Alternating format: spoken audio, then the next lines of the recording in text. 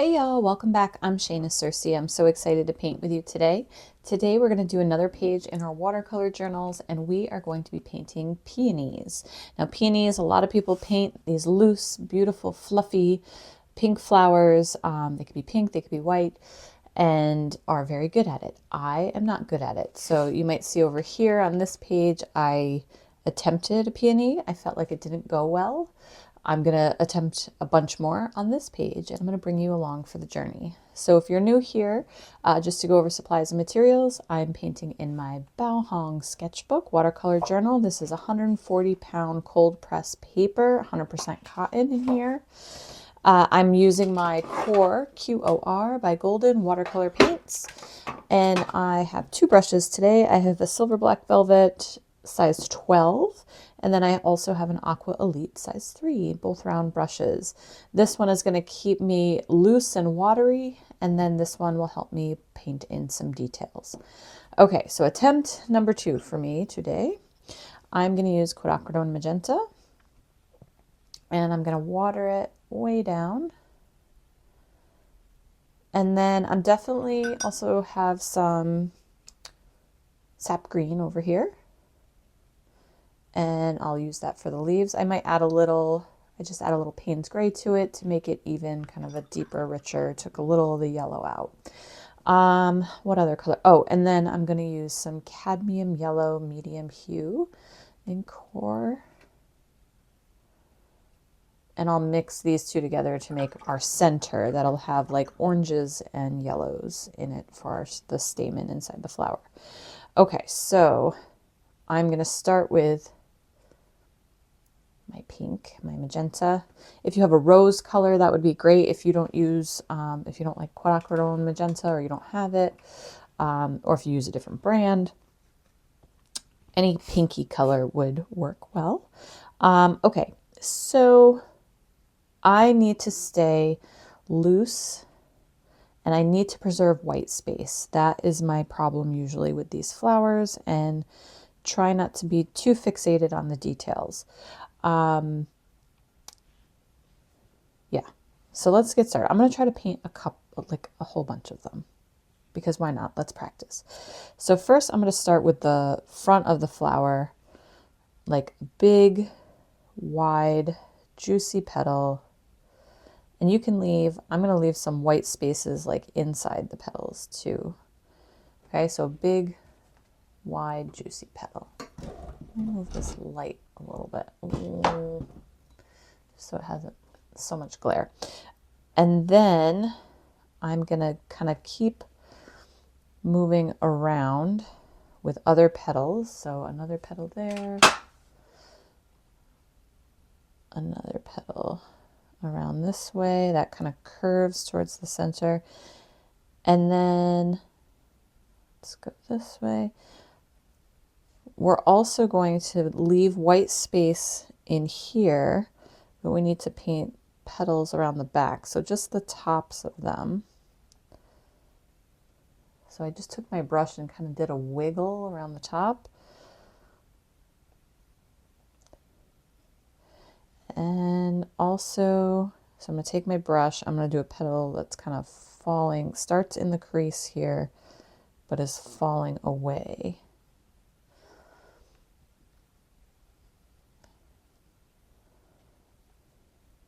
From the flower. Does that make sense? This is super light. Let's get in a little darker color. I'm just going to drop a little bit darker color towards the middle. And everything is still pretty wet, so this is nice and wet on wet, and the paint will travel. Maybe a little around the top, but I don't want to get too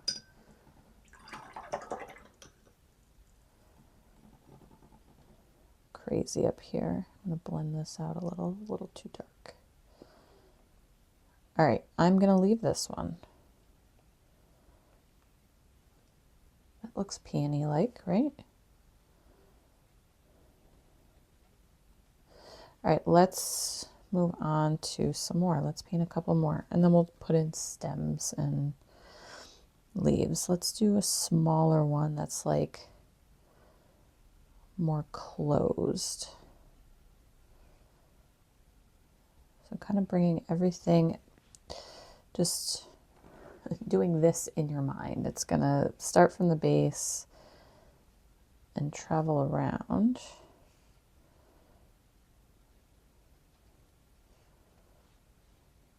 Pick up a little darker color. That's a lot. But look how that core paint moves. Not all paint moves the same. And it all depends on how much water, how wet your page is and all of that, but core paint moves, just so you know.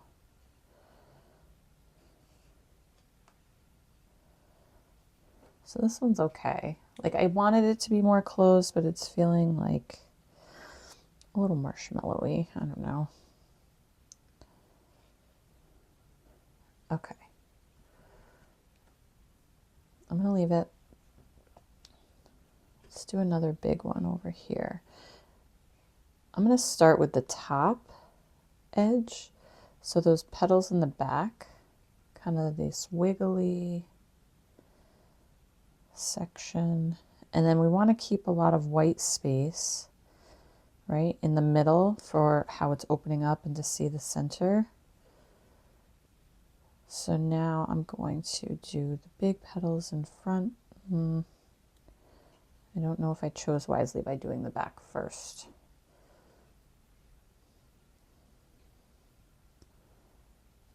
But I'm going to try to make it work. So petals kind of up and around.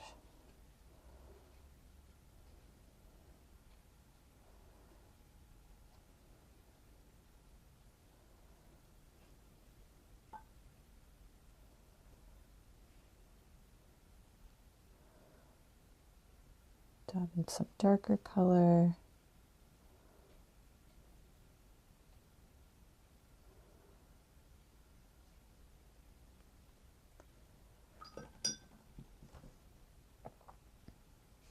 This one overlapped here a little bit, that's fine. I'm going to just pull out that color. I want this petal at the top to stay kind of light.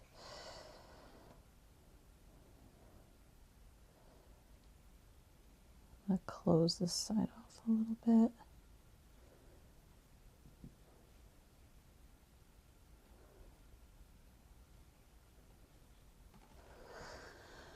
Okay, let's add in some stems and some leaves and some greenery. So let's get some beautiful sap green. So core sap green is my absolute favorite, if you didn't know. All my supplies, materials, the watercolor journal, the core palette, the tin that I put them in, brushes, all of that is linked in the description so that you can find things and research them a little more. So this closed one, we're going to put kind of the wide part at the base of the flower here. We're just going to bring this down this way, all the way to the edge. This one we might see a little bit less of it. This one is kind of hidden behind there, so we're not going to, just going to put green there.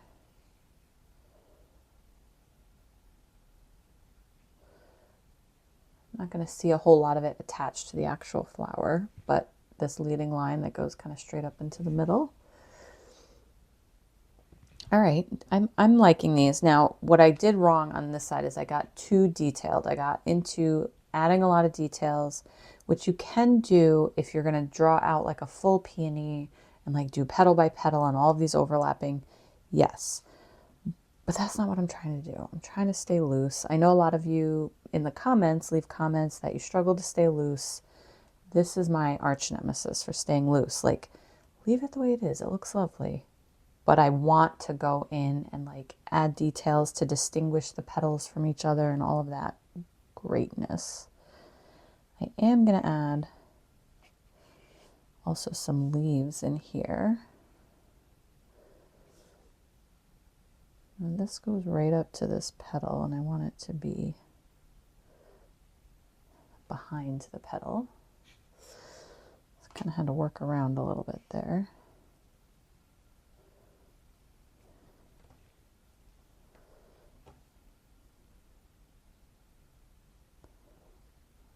Some up this way. I'm just doing these long, this brush really lends itself to these long kind of squiggly leaves that end in a fine point. I'm going to drop in a little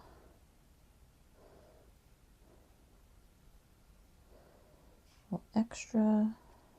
Here, let's do, try not to put my hand.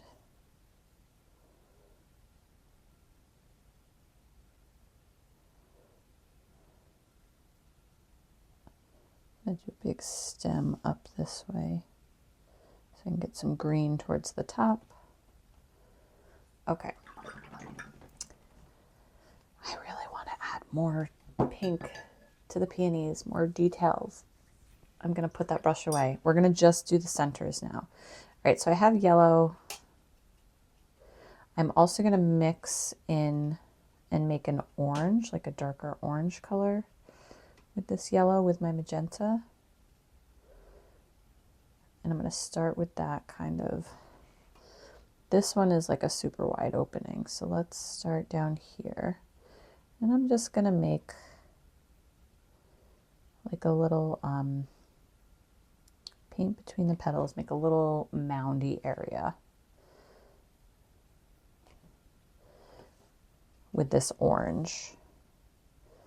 This one doesn't have a huge amount of white in the opening. I made it not very big. Take my yellow.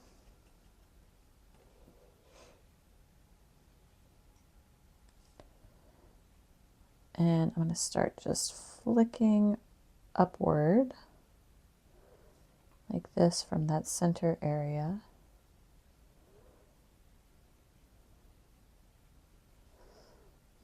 This one we have a little more room.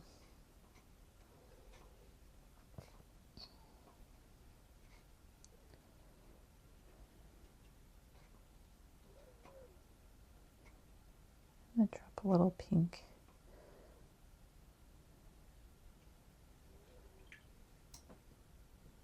This one is so closed off, I'm not going to put any yellow in it at all.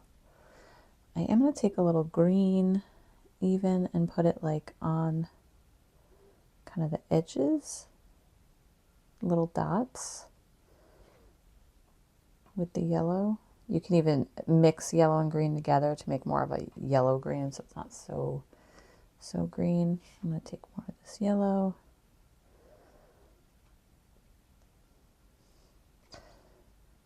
I think that looks great.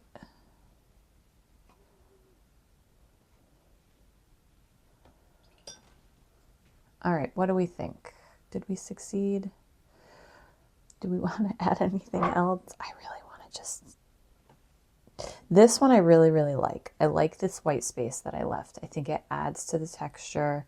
This one is feeling a little too heavy and blocky for me. My only recourse right now, because you can't really take it away, is to make something darker so that other, and like defined. This is where I messed up last time. So I'm just taking some of my size 3 brush, some of my darker magenta.